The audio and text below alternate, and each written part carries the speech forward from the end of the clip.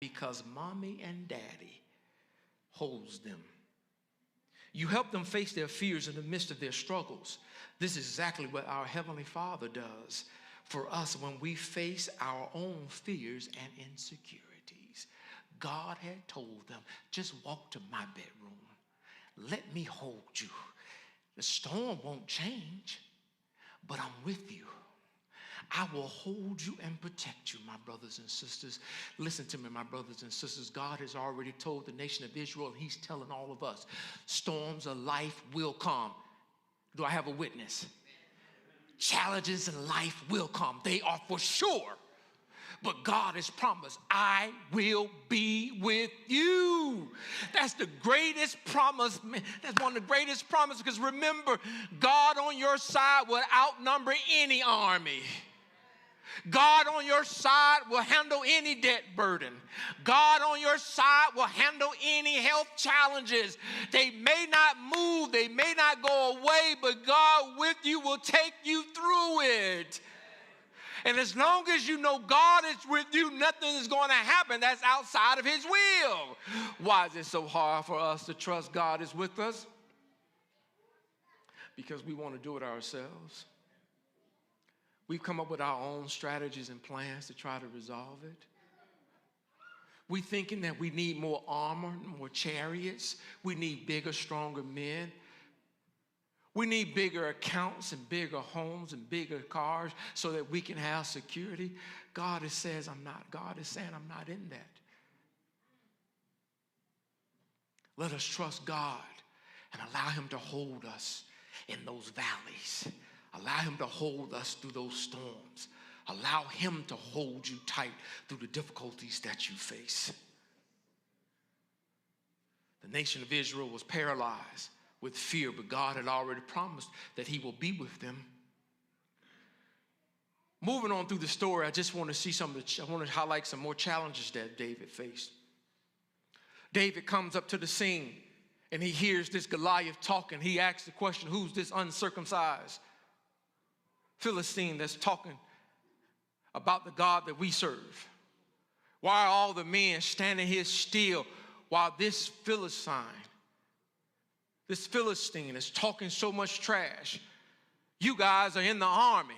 You have been recruited. I am just a shepherd boy at home taking care of sheep. You are men of war. Why is everyone quiet? He's talking so much trash. David comes in and he finds out what's going on. David says, I'll fight. But Saul gets the word and says, no, you cannot fight. You're just a youth. He's a man. He's a man of war. From his youth, he has been battling. He has won many fights. His resume is strong. You're but a youth. David says, I fought lion and I fought bears, and I've handled them on my own. God will take care of me. Saul says, let me give you my armor. Says, no. David says, no, I can't use your armor. I got to fight in my armor. And David is ready to fight. And let me just share something with you. I thought it was interesting, a great observation that one author made, is that sometimes there are so many voices that can discourage you on your pathway to living out a faithful life. Listen, in verse 33, Saul's voice says, and Saul said to David, you're not able to go against this Philistine, to fight with him, for you are a youth, and he is a man of war from his youth. He also had to deal with his brother's voices in verse 28. Now Eliab, his oldest brother, heard when he spoke to the men, and Eliab's anger was aroused against David. And he said, why did you come down here? And with whom have you left those few sheep in the wilderness? I know your pride and your insolence, and the insolence of your heart, for you have come down to see the battle. David is crying out, what have I done? Is there not a cause? So David had to listen to the voice of Saul. He had to listen to the voice of his brother. And he also had to deal with his own voice that's rustling on the inside.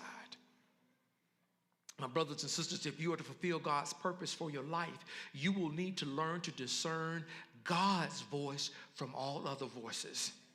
David had to lend a deaf ear to Saul's voice, his brother's voice, his own voice, because many of those voices they were saying, you are a youth. It's a fact, I am a youth. I have not gone to battle before in a combat, but I have fought bears. So he had to deal with his own voices, and probably the voice of his own head that kept him stating the obvious. You are too small, you too young, too inexperienced. As the author said, blah, blah, blah. You know, people can find a whole list of your faults and your shortcomings. Do I have a witness in here? They can just give a litany of all your failures, man, and all your shortcomings. You don't measure up. You don't look good enough. You don't have enough money. You don't have the right pedigree. They can list everything about you, but one thing they fail to acknowledge, that you are a child of God, appointed and anointed by the God of heaven, and if he has sent me here through his providence, I'm going to keep pressing on. Sometimes you read the job requirements, you may not meet all 10, but if you reach 7, submit the application. Sometimes we hold back because we listen to too many voices. Be like David. Focus on God, not on the giant, not on himself, not on the others. Stand strong in the name of the Lord. David encouraged his soul. And King Saul, by remembering how in the past the Lord had delivered the lion and the bear into his hands. Goliath will be no different. The Lord who delivered me from the paw of the lion and from the paw of the bear, he will deliver me from the hand of this Philistine. My brothers and sisters, we got to hear God and focus on the voice of God that's speaking to you.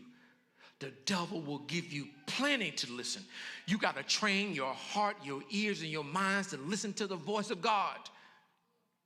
A Native American was walking down the street with a businessman one day. The Native American stopped. Listen, he said. Listen. The businessman replied, for what? Don't you hear it? Hear what? Crickets. Crickets. I do not hear any crickets. The Native American continued to try to help the businessman hear what he heard. Oh, they're loud. Just listen. Don't you hear them? The businessman is becoming frustrated. And he says, I don't hear any crickets. The Native American looked around, and right over on the side, there was a cricket. He went and picked it up. The businessman looked shocked. I can't believe that. We are here downtown with all these people and all this noise. You and I are talking and you can hear a cricket? I don't know how you did that. The Native American reached into his pocket and he took out some change. He threw it on the ground. The story goes 20 people stopped walking because they heard the change hit the ground. Then he said, you always hear what you're tuned into. You are tuned into money, you're going to hear a penny when it dropped. I am tuned into nature, I hear a cricket. A lot of Christians will miss the still small voice of God when they're not tuned into him. We hear what we want to hear. We hear what we're tuned into hearing. We can hear when a new rapper or the new artist comes out with a new song. We can hear all the lines. We can pick up all the phrases. We can feel the beat. We can move with it because we're tuned into it. We can hear the voices of negativity around us if we're tuned into it. But if we stay in tune with God, we can hear that still small voice saying, this is the way, walk ye in it. We must tune our hearts in to hear God's voice in the midst of all the chaos that's in the world. We have to get down and say, God, allow me to hear your voice, know your voice, obey your voice, and stay in your voice all the days of my life. Isaiah 33 says it clear. They will hear that still small voice saying, this is the way, walk ye in it. If we allow our minds to be crowded with so many voices of the world, remember, I firmly believe the enemy is using this as a tactic to distract Christians. There's so much volume out there in the world. You know it from the time you get up, because the first thing you do when you stop the alarm clock, you have notifications all over the place. And the temptation is to dive straight into the notifications, but we're not hearing God's notification. It's my time now. Spend some time with me. You don't know what's going to happen today. I need your time. But the distractions.